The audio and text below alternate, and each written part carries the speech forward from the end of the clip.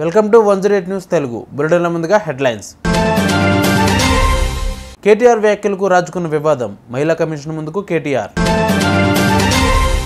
TDP ఖాతాలోకి Macherla municipality చైర్మన్గా deputy chairman Narasimha Rao.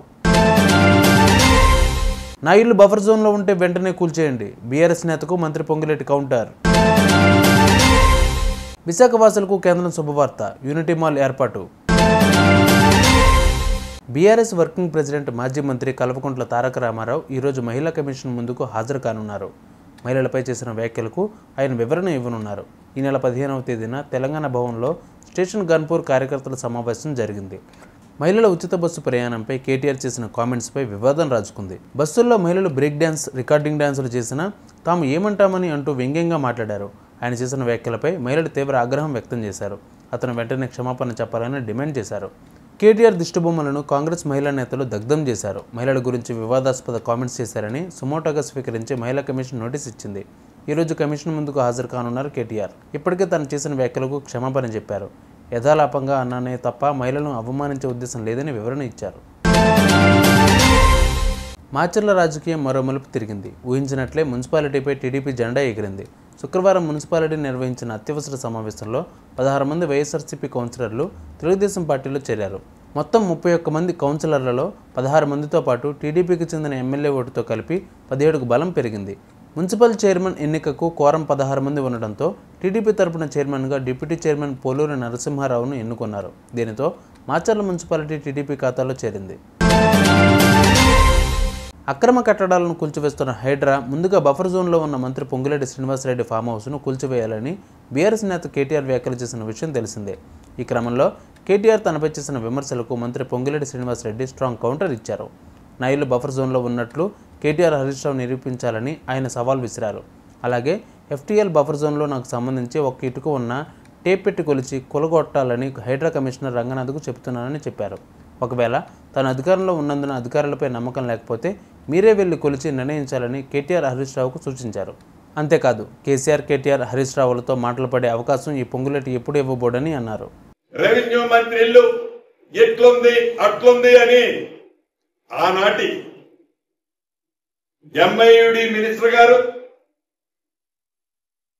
వారి తొత్తులు ఇతరత్రా మాట్లాడుతున్నారు.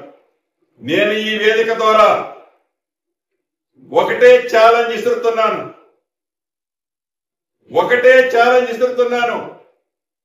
మీరు ఎంఐయుడి మినిస్టర్ గా సుమారు 6-7 సంవత్సరాలు పనిచేశారు. మీ బావ హరీష్ రావు గారు ఇరిగేషన్ మంత్రిగా 5 సంవత్సరాల పైచీలకు పనిచేశారు. ఈ వేదిక మీద నుంచి హైడ్రా అధికారి రంగనాథ్ గారిని ఆదేశిస్తున్నాను. ఈ ఇద్దరు మాజీ మంత్రులు అంటే ఒకరు ఇరిగేషన్ శాఖ మంత్రివర్యులు, రెండవ వారు ఎంఐయుడి మంత్రివారు, వీరికి డబ్బాలు కొట్టే కొన్ని యూట్యూబులు, యూట్యూబులు వారికి సంబంధించిన సంస్థలు, వ్యవస్థలు మీరు ఎంతమంది వస్తున్నారో అంతమందిని ఎంట పెట్టుకొని రంగనాథ్ గారు నేను ఇక్కడి నుంచి మిమ్మల్ని ఆదేశిస్తున్నాను. రేపు వెళ్తారా, ఎల్లుండి వెళ్తారా, వాళ్ళని ఒక కొత్త టేబు కొనుక్కొని రమ్మనండి. టేబు కొనుక్కొచ్చి నా ఇల్లు ఎఫ్టీఎల్ లో ఉన్న బఫర్ జోన్ లో ఉన్న చివరికి ఒక ఇటుక పెట్ట ఉన్నా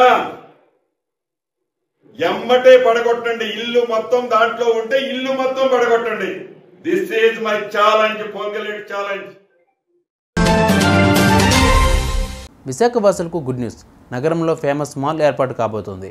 కేంద్రం దేశవ్యాప్తంగా చేనేత హస్తకళను ప్రోత్సహించేందుకు మంజూరు చేసిన యూనిటీ మాల్ నగరంలోని మధురవాడలో ఏర్పాటు చేస్తున్నారు. రాష్ట్ర ప్రభుత్వం మాల్ నిర్మాణానికి వేగం పెంచింది. ఇప్పటికే డిపిఆర్ సిద్ధం చేయగా జ్యుడిషియల్ వ్యూను పూర్తి చేసి టెండర్ ప్రక్రియను ప్రారంభించారు. ఈ మాల్ను మొత్తం 172 కోట్లతో నిర్మిస్తారు. అయితే ఇప్పటికే తొలి విడతగా 86 కోట్లను కేంద్రం మంజూరు చేసింది. మాల్ నిర్మాణానికి నిధులు సింగిల్ నోడ్లో అకౌంట్లో జమ చేస్తారు. ఈ నిధుల్ని 50 ఏళ్ల కాలానికి వడ్డీ లేని రుణంగా కేంద్రం అందజేస్తోంది. మధురవాడలో నిర్మించే ఈ మాల్ రుషికొండ బీచ్కు 5 కిలోమీటర్ల దూరంలో ఉంటుంది. దీనికి సముద్రపు ఒడ్డున 5 ఎకరాల్లో G+4 తరహాలో నిర్మించేందుకు డిజైన్ సిద్ధం చేశారు.